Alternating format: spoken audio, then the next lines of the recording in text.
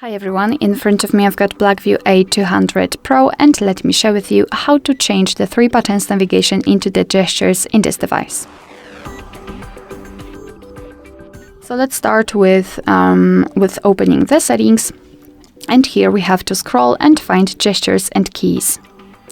Then let's go to the virtual keys and full screen gestures, and of course probably you've got this option applied. So you've got the 3 buttons navigation. I just wanted to show you that you can customize it here.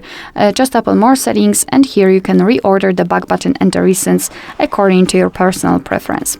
Alright, so to set the gestures you have to tap on the switcher at the top, and as you can see immediately instead of the 3 buttons we've got this line which is responsible for some gestures.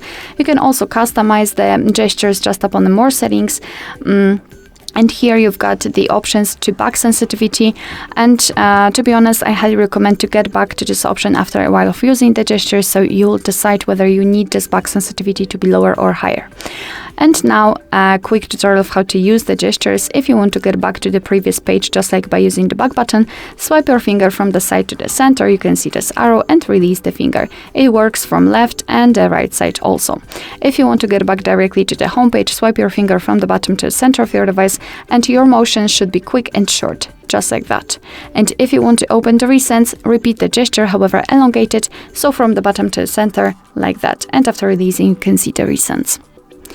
Alright, so that will be all. Thank you so much for watching. I hope that this video was helpful, and if it was, please hit the subscribe button and leave the thumbs up.